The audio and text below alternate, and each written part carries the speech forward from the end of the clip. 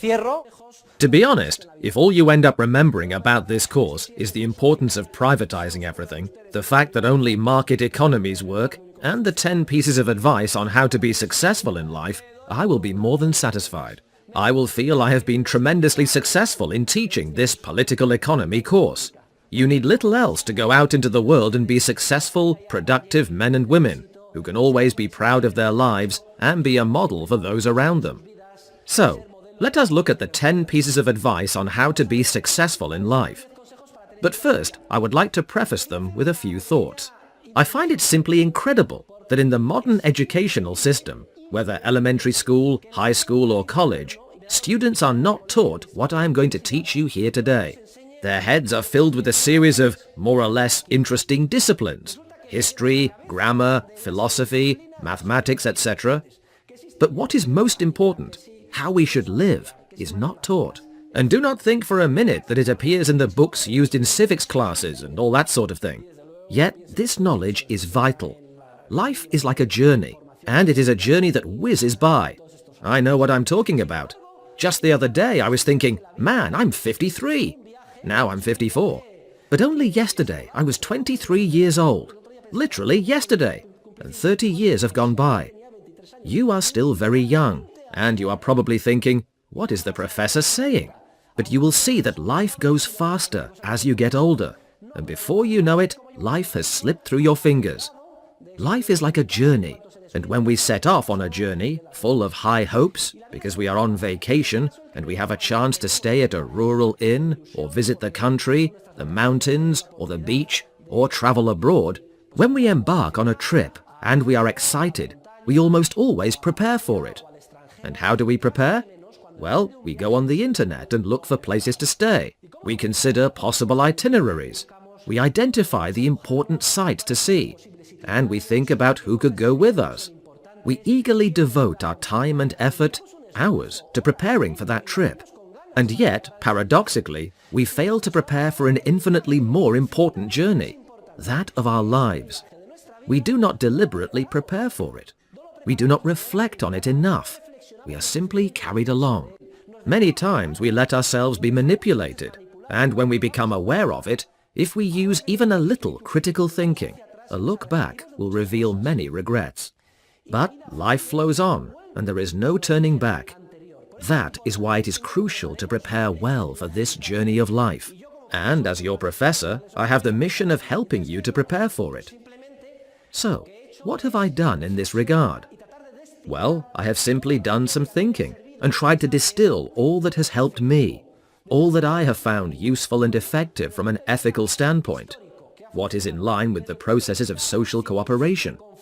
I have tried to somehow distill this information into 10 pieces of advice to you on how to be successful in life. So, take good notice of the advice I am going to give you. In fact, if you follow it, I guarantee that you will be successful in life. Sometimes more and sometimes less. There may be occasions when you have to retreat, but if you follow the advice, there is no doubt about it, you will be successful in life. This means that you will be able to achieve whatever you wish, and also that you will pursue good goals. Human happiness springs from accomplishing the goals we set ourselves, and from setting the goals we should. These are two different matters. Setting the right goals is an ethical matter.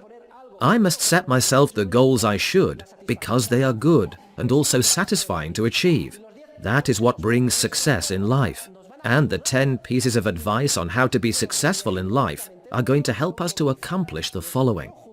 First, to choose what is ethically good. And second, to mobilize ourselves together with those around us to achieve that which is ethically good. So, I have explained to you the importance of planning this thrilling journey that is life. And it is thrilling because each of us plays a leading role, and also because we make this journey only once. We have to go for broke. This will probably give many of you a strong sense of responsibility, or even of dizziness. But what makes life worth living is precisely this leading role we play in it, and the fact that we are responsible for it. Furthermore, we have the ability to choose whether we will commit good acts or bad acts. Let us act honorably. Let us use our minds as our main tool, along with experience and the knowledge I am sharing with you as your professor, to boost as much as possible our chances of achieving what we can achieve. Now then, what is the first piece of advice on how to be successful in life? Well, here it is. The first piece of advice is to have enthusiasm. So, write down enthusiasm in capital letters and put 2 exclamation marks after it. If you want, you can even put 3 upside down exclamation marks before the word and 3 right side up exclamation marks after it, as the Spanish do. Anyway, the point is, whatever you do, and regardless of the circumstances in which you find yourselves, always act with enthusiasm. And what does it mean to be enthusiastic? Well, if you do not know what enthusiasm is, you only have to do one thing. Look at me, because I am an enthusiastic person. Enthusiasm does not mean jumping for joy all the time or being histrionic. I would define enthusiasm as the manifestation of inner psychological energy.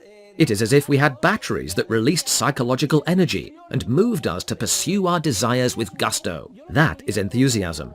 Etymologically, the word enthusiasm comes from classical Greek and means divinely inspired or driven. The secret of success in life is enthusiasm.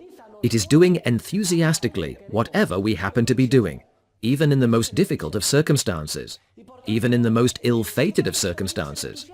I would understand if one of you said to me, "Come on, Professor, that's easy for you to say, since you are an enthusiastic person.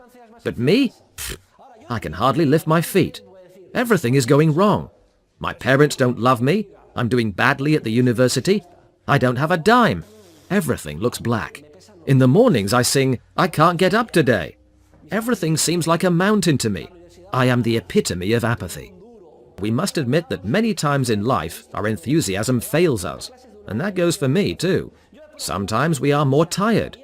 You may have noticed this over the course of the year. I have taught 50 90-minute lessons. I have tried to be very enthusiastic, but some days I have come to class more tired than others. Generally, it is the spiritual and psychological problems, rather than the physical ones, that tire us. I go to the gym twice a week. I never feel like going to the gym. I go after class, and to be honest, getting myself there is an uphill battle. But I come out absolutely delighted after having run 10 minutes, done 10 minutes of calisthenics, used all the fitness equipment a number of times, swum half a kilometer, spent some time in the spa and 10 minutes in the sauna, and so on. I leave feeling like Superman, though I have arrived at the gym in a terrible mood, thinking, the last thing I feel like right now is taking my clothes off again and doing these silly things. What happens if our enthusiasm fails us? Perhaps we have a job we do not like, or we have had professional or family problems. What happens if our enthusiasm fails us? I am going to tell you how to be enthusiastic when your enthusiasm vanishes. I am going to illustrate it with a movie. Who has seen Saving Private Ryan? Raise your hand if you have seen it. Who remembers the scene of the Normandy landing with our good friend Tom Hanks, who plays the film's main character? Well, I am going to tell you what US Army trainers were saying to the troops just before D-Day. The sergeants and lieutenants went out and gave the soldiers the following pep talk. They said, "Men, tomorrow we disembark. Many of us will not get past the beach and will die tomorrow. But tomorrow we have to give our all. We must be heroes. Tomorrow we must be heroes." Do you know what we are going to do tomorrow to be heroes? It's very simple. Tomorrow, from the moment we jump into the landing craft, there is only one thing we must do. We must act as if we are heroes. Granted, we are not, and we are scared stiff. But tomorrow, from the moment we jump into the boats, we are going to fix our minds on just one thing, acting as if we were heroes. Let us visualize it. What would a hero do under those circumstances, though we are terrified and not heroes? What would a hero do? Everyone imagine it. In your mind, would he jump down onto the beach and shout, "I'm invincible"? Well then, do that. Act as if. Dear students, all the world's a stage. If we act as if we were heroes, we will become heroes. And on that day, those thousands of young Americans and Englishmen, etc., acted as if they were heroes, even though they were scared to death. And do you know what happened? Each and every one of them became a hero. So, if you find yourselves in a desperate situation, in any difficult set of circumstances you can imagine, those of a family or personal nature, like the death of a friend, or those of a professional nature, ask yourselves what an enthusiastic person would do under such circumstances. Visualize it, and then do it immediately. So, when our enthusiasm vanishes, there is only one thing we have to do. Take note. When our enthusiasm fails us, we must act as if we were enthusiastic. Then, dear students, we will be enthusiastic. So, if your alarm goes off one morning and life seems like an uphill battle, and all you can think of is that Meccano song, "I Can't Get Up Today," immediately recall Professor Huerta de Soto's first piece of advice. I must act as if I were enthusiastic.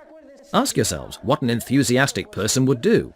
Would she jump out of bed, throw open the window and shout to the whole neighborhood, "Look out, world, here I come"? Well, without thinking twice about it, do it. Jump out of bed, throw open the window and shout, "Look out, world, here I come." Problem solved.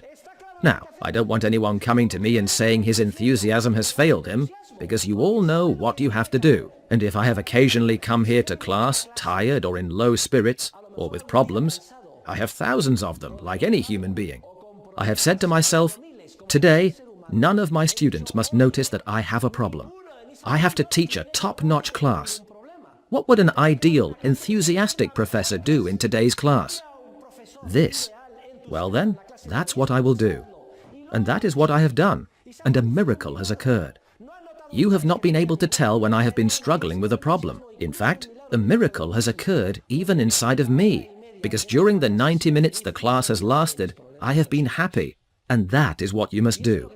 It is the first piece of advice on how to be successful in life. The key to success in life is enthusiasm. Now we come to the second piece of advice, a second commandment, and it goes hand in hand with the first. It is, write this down in capital letters, have constancy. What does constancy mean here? It means perseverance. Life can be very relentless, and the only way to be victorious is to be more relentless than life itself.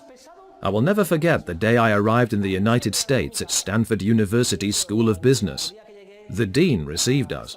There were 400 of us, and we were all together, and he gave us a little pep talk. He said, "I'm going to give you just one piece of advice, and I will write it on the blackboard in large letters, so you will remember it." Then he turned to the board, exactly as I'm going to do now, and he picked up the chalk and wrote, take note, all of you, press on. And then he walked out, leaving us all disconcerted. Do you know what press on means in English? It means keep going, damn it. Keep going. Be a damned pain in the ass. Life demands infinite patience. If at first you don't succeed, try again, and again, and again. That is constancy. With a cocktail of constancy and enthusiasm, you are sure to achieve whatever you wish. Never get discouraged, and always persevere. In fact, constancy is so important that I used to say year after year, constancy is crucial, and if I had another daughter, which is unlikely since I already have 4 children, do you know what I would name her? Constanza. And I made this comment year after year after year. Well, guess what happened? That daughter arrived, and she is out in the world. Yesterday, she turned 15 years old, and her name is Constanza, and she is a very well-known figure throughout the University of Madrid. If I ever had a boat, I would christen her Constancia, or Constantia, in Latin, just to make this point. And certainly, when you are sailing on the ocean, you must be very constant, because you may be caught in a storm and be unable to escape, and you may spend 12 hours being slammed from side to side. Wham! Wham! Wham! And it happens 4 times, and it happens 40 times, and you think it is never going to stop, and you are utterly fed up. And yet you have to endure. This example illustrates perfectly what you must do in life. Constancy is crucial to success. La constancia como secreto del éxito en la vida. Now I'm going to give you my third piece of advice, which is closely related to the explanations I have just offered as we covered the last topic on the course syllabus. The third piece of advice is this: always act in the best way possible, at all times and under all circumstances. Please make your behavior as good as you can make it. Always act in the best way possible, at all times and in every situation. Fortunately, in almost all situations, the difference between right and wrong is clear. You will occasionally have doubts, but when in doubt, always do what you think is right. Choose the option you think is correct. Always act in the best way possible and forget about the results. It is true that in a market economy, what matters is the result. You must be up to scratch, satisfy the consumer, sell her the right product at a low price. Nevertheless, on a personal level, when you are choosing your actions, do not be obsessed with the results. Be enthusiastic and constant. Act in the best way possible, and you will invariably achieve a good result as well. Take action, and the results will follow if you have behaved well, you have made good choices, and you have been enthusiastic and constant. So take note. A person who is enthusiastic and constant, and who always does what he thinks is best, is a person who triumphs in the world. How few people we see around us acting in this way.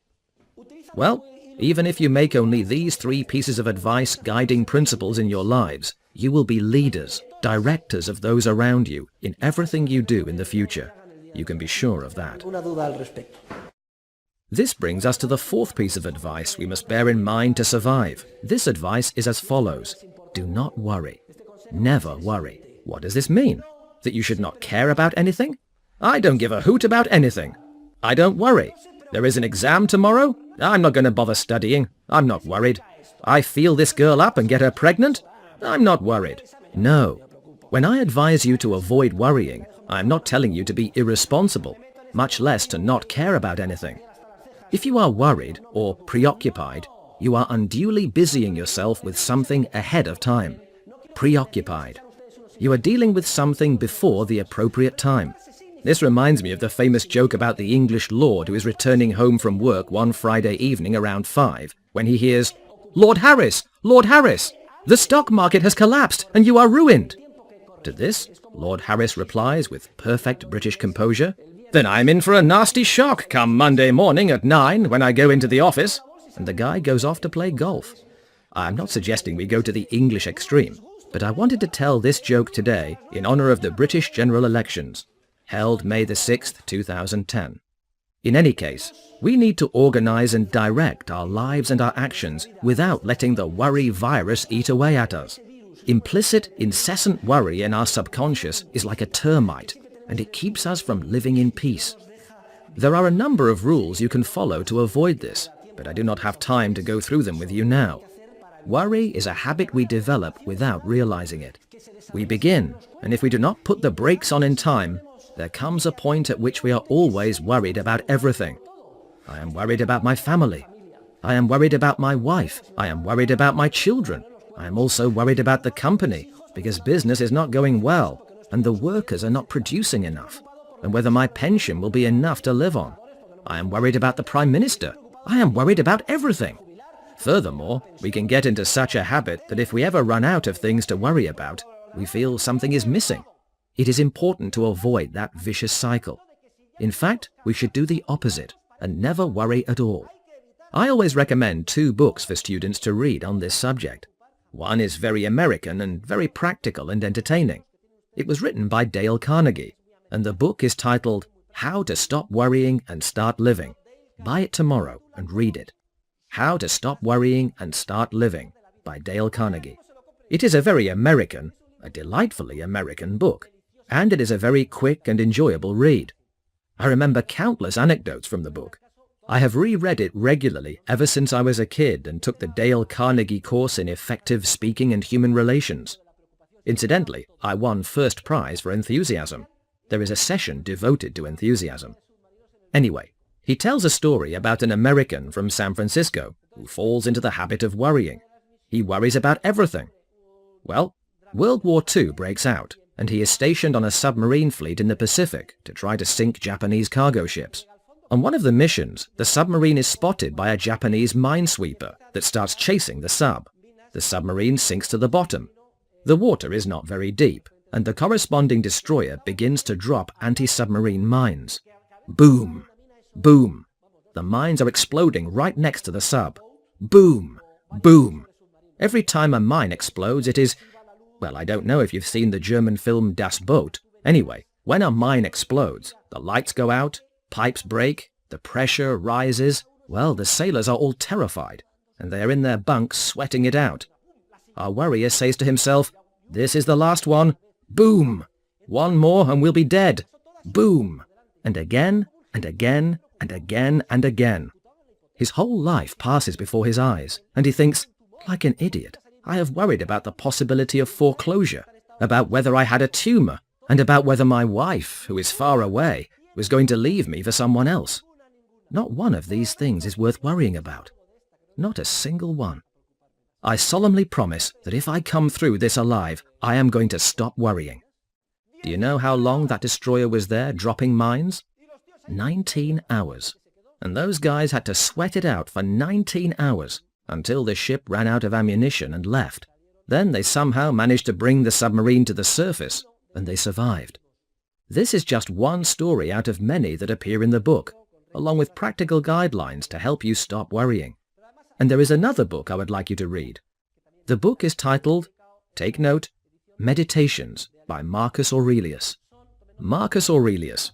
Well, let's see. Who has seen Gladiator? Raise your hand. Marcus Aurelius is the aged emperor, and his only mistake was to leave the empire to his son, who is a complete fool. Well, actually he didn't. He left it to someone else. But the son... Well, you already know what he did. Marcus Aurelius wrote some very brief meditations. Some are no longer than 1 or 2 lines, and he wrote them under very adverse circumstances. He was in Dalmatia, living in a tent surrounded by mud, being rained on all day, and fighting the barbarians.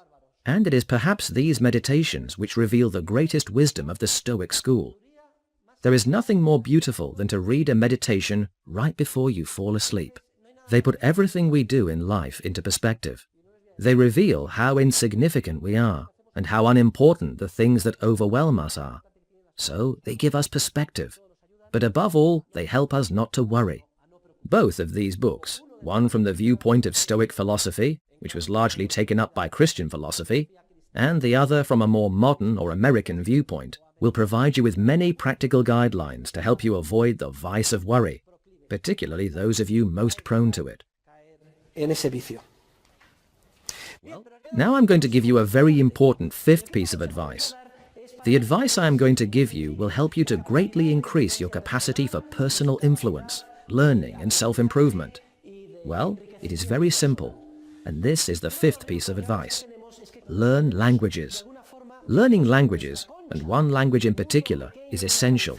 There is no doubt about it. What language do you think I mean? English.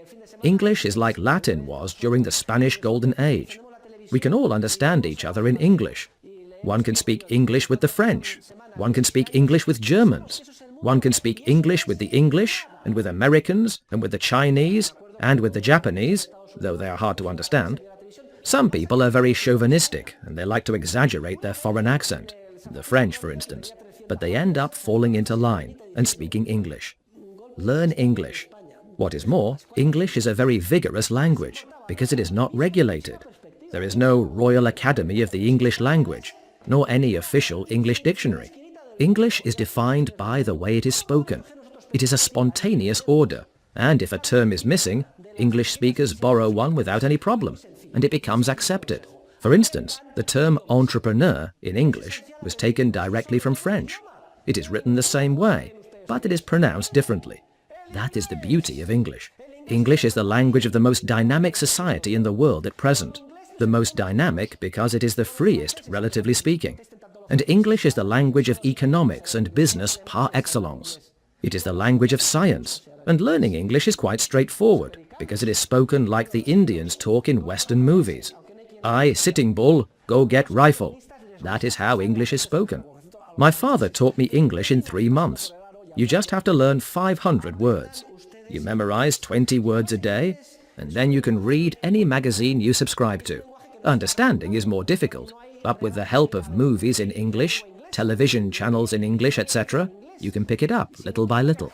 I remember that when I went to the United States to study at Stanford, I had to take 2 exams. The GMAT, Graduate Management Admission Test, which is a very quick multiple-choice exam, and we needed to score 600, and I scored 596. And the TOEFL, Test of English as a Foreign Language. I imagine those are still the requirements today for attending American universities. I took the second one twice, and I got 599, the highest score.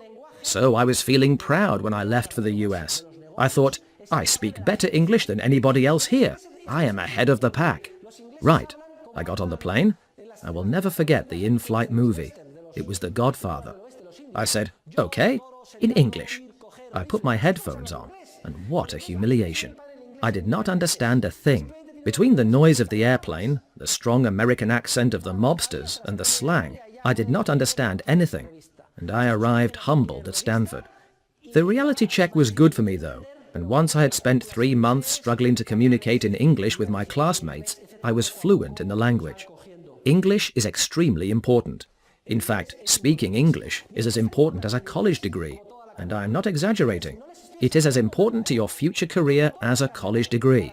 I do not mean to undervalue university studies, but knowing how to speak English is just as important.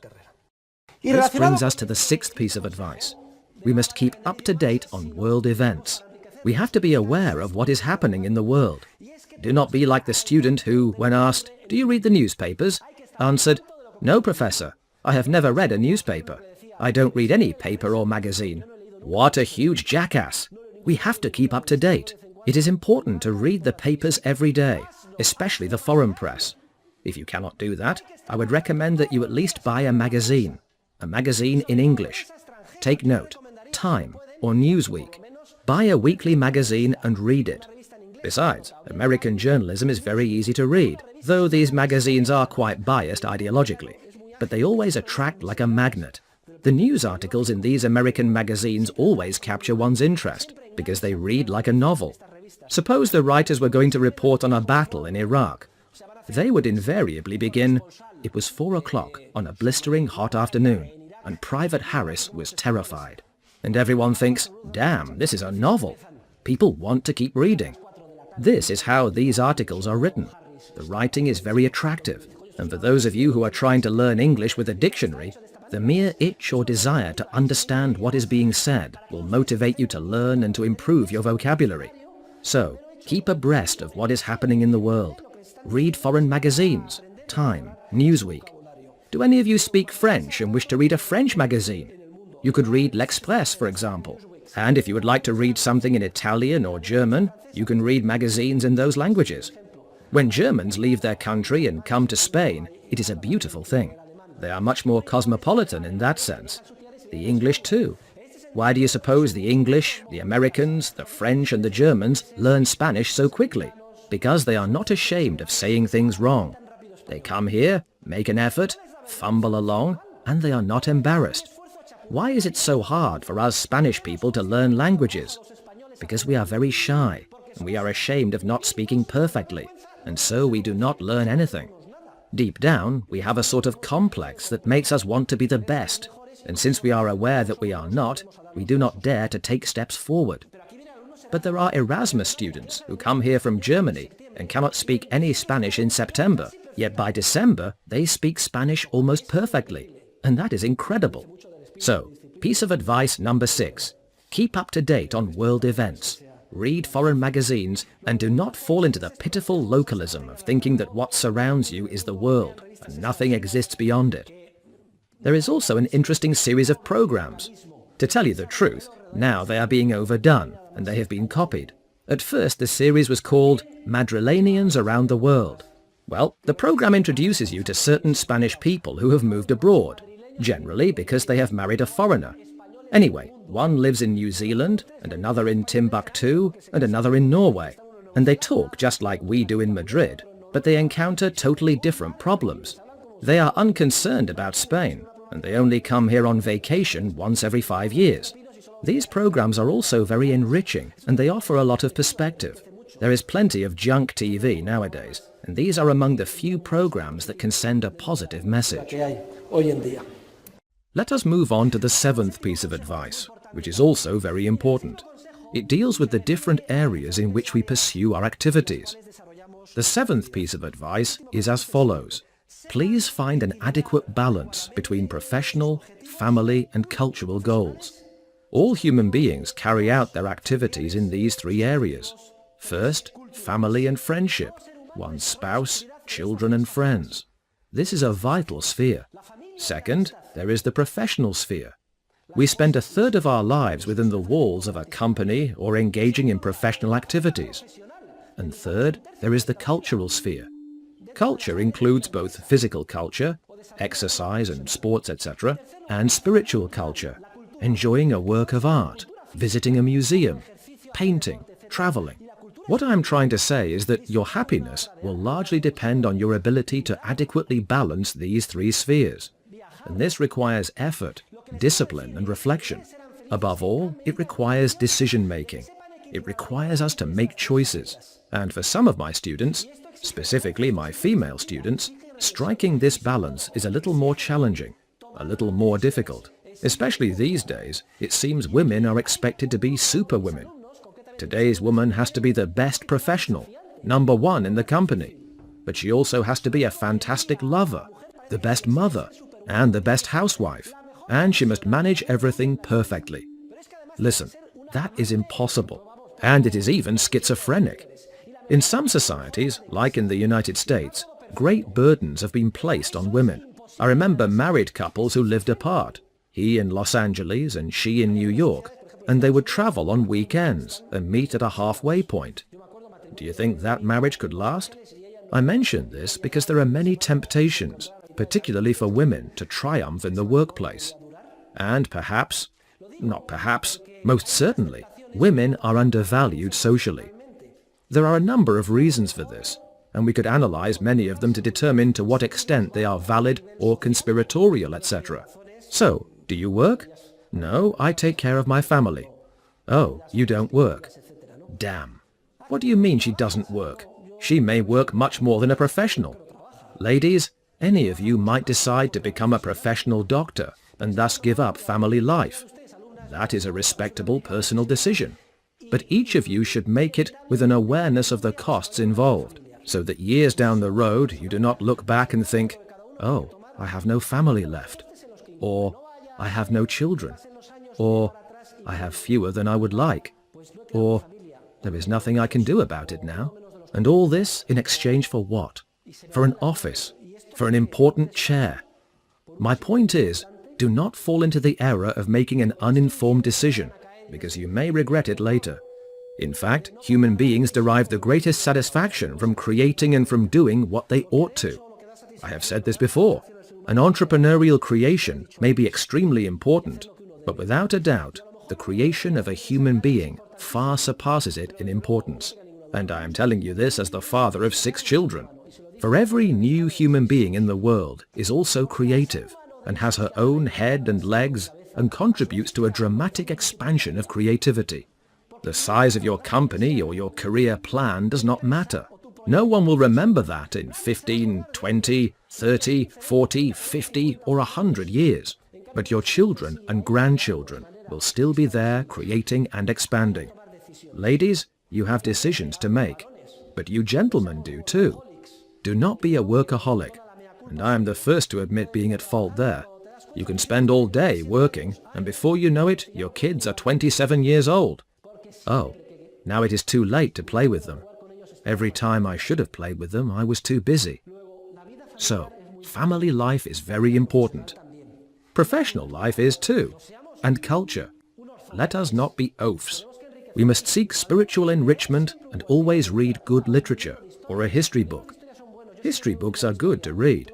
I always keep a history book on my night table because the drama of history dwarfs anyone's personal problems. A good history book, a good poetry book, listening to a moving concert, attending the opera once in a while, becoming engrossed in a splendid architectural work, visiting a museum, looking at a painting by von Gogh, my favorite painter, or a sculpture or a beautiful landscape. sailing on the sea. Well, I am telling you what I like. You will each have your own tastes. But culture is both physical and spiritual, and it is essential. It is the third sphere. In short, my advice to you is to please find an adequate balance between these three spheres. The personal sphere of family and friendship, that of professional life, and that of culture. Well, now we come to the 8th piece of advice, dear students. This piece of advice consists of a long word starting with a capital E, namely, entrepreneurship. This is the 8th guideline. Be aware of what is happening around you, so that you can detect the profit opportunities which arise and seize them.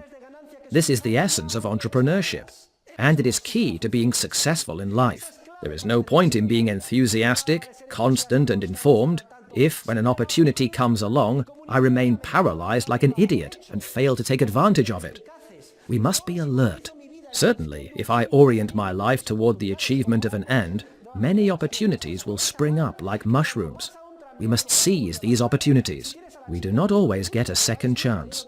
If you have the girl in your sights, you like her, you get along well together, you share the same principles, and she is a good person, etc., marry her. Stop thinking about it already. I do, I do, I do. I don't, I do, I don't. You will end up a confirmed bachelor, and the women spinsters. Oh no, right now I want to have fun. I'll get married later when... Well, listen, you will be worn out by the time you are 40, and by then, the possible candidates. We must take advantage of profit opportunities. And no offense to the 40-something ladies in class. There is probably someone, and incidentally, you are easy on the eyes. We must seize the opportunities that open up around us. I chose the humorous context of the relations between the sexes, but profit opportunities arise in the professional sphere too. Seize them. What is more, they arise like this, in the area of friendship. In all areas, opportunities for profit, to make a good impression, to say to your husband or your wife today, I love you. I brought you some flowers to surprise you. Or to smile. She might faint. He smiled at me. He always wakes up sour-faced. Or, he brought me flowers. There are so many opportunities to do good, to achieve ends of value to us. That is the essence of entrepreneurship. And in the end, you will be successful in life if you are good entrepreneurs. When you choose the job you want to do, your profession, when you decide how to treat your wife or your husband, it is all entrepreneurial creativity. And I do not think I could possibly say anything more about entrepreneurship than I have already said in this course. Entrepreneurship is the pivot of all social life. The entrepreneur, remember, in prehendo, prehendi, prehensum, to discover, to see, to realize, to create. The 9th piece of advice is the following. Please think critically. Do not allow yourselves to be swept along. Do not be manipulated like sheep. If everyone around me is organizing a street protest to call for the donation of 0.7% of GNP as foreign aid, should I automatically join them? No, sir. You are fully grown university students, and besides, you have attended my lessons. Question everything you are told, everything you see and hear. Submit it to critical scrutiny in light of your own convictions and of the knowledge you have gained here, what you have learned. You will come to the realization that most official truths are lies, and that manipulated facts are everywhere. If there is something a university education can give you, it is the ability to think critically. Every time you see something that is not correct, say so. Among other reasons, because if at that time and in that place you do not do it, most likely no one else will either. When you see something that just does not add up, speak out. Say no. For this reason, and for this reason, and this reason. Do not shy away from going against the tide. On the contrary, you will acquire an aura of prestige without realizing it. Even though you are swimming against the current, people will say of you, how smart so-and-so is. He or she always says something coherent. It's amazing. They will recognize you as leaders. Without realizing it, you will take the lead. What a shame it would be to graduate from college, join the ranks of the silent masses, and let oneself be manipulated. If there is anything the university can give you, It is critical thinking skills, and I will be satisfied and proud of having been your professor if in the future you show me that you have developed your critical thinking skills. Mises had a motto. Take note. He said, and this is taken from Virgil, Tu ne sede malis sed contra audentior ito. It means, do not give in to evil, but proceed ever more boldly against it. What a beautiful motto. Let us make it our motto in life as well. In fact, I have internalized it to the point that I can hardly go to the movies. When I go to the movies, instead of peacefully enjoying the film, I ponder all the issues raised in it, and whether actions are good or bad, and what implications they have from the standpoint of economic theory. As a result, it is extremely stressful to watch the movie, and later I turn it over and over in my mind. Well, do not take this as far as I do, but it can be a sort of simulation game. I would do this. I would do that. That person is committing this error. Now this is going to happen. The same thing occurs at the opera. It is said that somehow operas accurately reflect human nature. Othello, jealousy. Take a much talked about current issue, domestic violence. This man fires 3 shots. Bang! Now he is a murderer. And now, bang! He kills himself. People exclaim in horror, how tragic! Unbelievable! What a heartless scoundrel! But no, this is as old as the world. Go see Othello. I'm not justifying anything. I'm trying to communicate the idea that we must know our own nature, mainly so that we can try to avoid the dark side of it. Tu ne sede malis, sed contra audentior ito. Do not give in to evil, but proceed ever more boldly against it. Be prepared to encounter evil. It is everywhere. It is part of our nature. We will meet with many people who do not deserve our trust, and temptations of all kinds. That is why we must think critically. Before we get carried away, we must put the brakes on and think a little. This is the 9th piece of advice I am giving you. Now, let us wrap up with the 10th piece of advice. Exhibit exemplary, responsible, ethical behavior in every area of your life. This is the 10th piece of advice, and it concludes all the guidelines I have given you. And if we fall, dear students, because after all we are human, if in some set of circumstances we fall short of these standards, if we commit errors, even serious errors, what must we do? Well, it is very simple.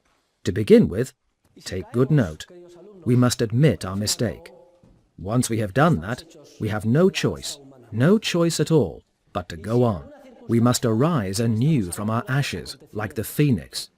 We must recognize our error, attempt as best we can to make amends for the damage done, and then arise anew from our ashes and go forward, armed with all the principles I have discussed. This is the only way we can accept our nature and carry on unscathed.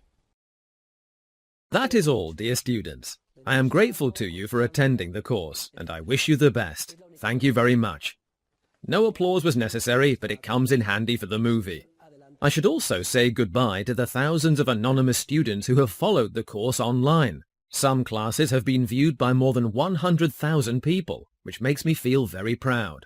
Others have 30,000, 40,000, 50,000 views, and these are just the YouTube statistics. I am not counting those of Libertad Digital, etc. Many students have emailed me, and I want to thank them very much for following the course. I ask only that they continue to recommend it to their friends. And those of you who follow the course, please do the readings. They are essential, because when I teach my lessons, I always assume people have read the assigned materials. Many thanks, and I wish you all the best. See you again soon.